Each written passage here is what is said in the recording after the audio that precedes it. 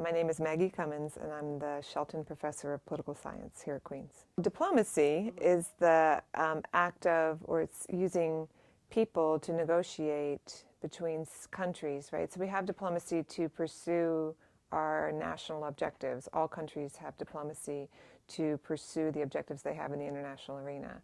So to keep the country safe, to promote economic development, all the sorts of things that countries need to do in terms of relationship with the world. So diplomacy is the sort of person-to-person aspect of how we do that, like how we push forward our interests in the world. So sport diplomacy would be using interactions around sports in order to improve our relationship with other parts of the world.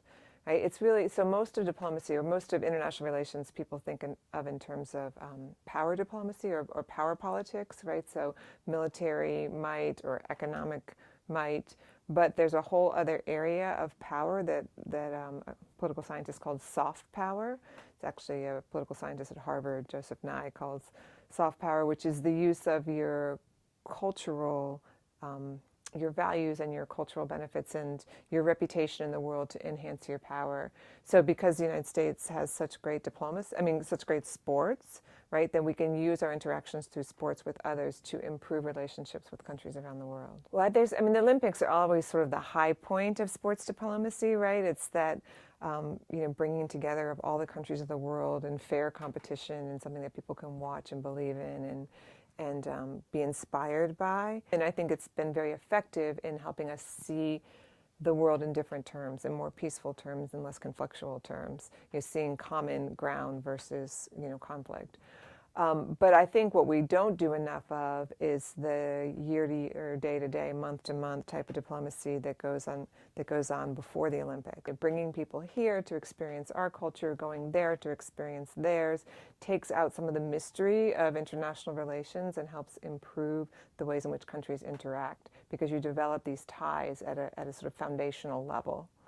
And sports is a big part of that. It's the rugby diplomacy, and I think that's, again, using the tools of government to help our students learn about people from around the world is just a huge benefit to our students and to students in other parts of the world. So that rugby program is phenomenal to, again, help us to understand better other parts of the world through a common enterprise, which is rugby, right? So rugby is the same around the world, more or less, but we can learn about each other when we get together and play. But we do that through all of our international students who participate in our sports programs, right? So I see more and more of our athletes are international, and that's a form of sports diplomacy, right? So they come here, they learn about our country, we learn more about their country. I have lots of athletes in my classes, and they enrich discussion, lots of international athletes. And they enrich discussion tremendously. Even when we talk about things like economic policy, they see the proper role of the state, of the government, and the economy completely differently than people who were born and raised in the United States do. It's a real cultural value difference, but because we know these swimmers, these soccer players, they know each other, and they know the American students. And so when the soccer player from Germany talks about universal health care, right, then all of a sudden it isn't this crazy idea. It's something that, well, they do it in Germany, and this person has benefited from it and can explain it. And then the American students in my class understand it on a more sort of fundamental level. It doesn't mean that they are going to go along with it or they think it's, but it sort of demystifies that, right? So again, it has the potential for reducing conflict and increasing cooperation. There's been a movement in U.S. policy away from cooperation, away from international means of cooperation, international organizations like the United Nations or treaties like NATO, or all the ways in which we work together with countries around the world to promote cooperation and to reduce conflict in the world. We've become much more focused on ourselves and our power, right, and the expression of that power, our strong military, our strong economy. And that's not bad. Countries need that, right? But when you move away from those interconnections, right, that actually produce less conflict in the world, and there's a big body of political science literature showing that the more countries are interconnected, right, economically, culturally, the less likely they are to have conflict, the less likely they are to go to war.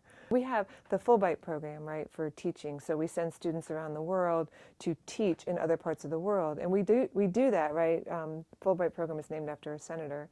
He was the head of the Senate Foreign Relations Committee, and he believed strongly in this soft power, right, in the importance of diplomacy. So he helped create the Fulbright program. You send U.S. citizens around the world to provide education, English, and things to other people. That improves the way the rest of the world looks at us, right? So then they're less likely to enter into conflict with us, right? They're more likely to respect us. Sports is so deeply embedded in our society, and you all know more and more so now, right?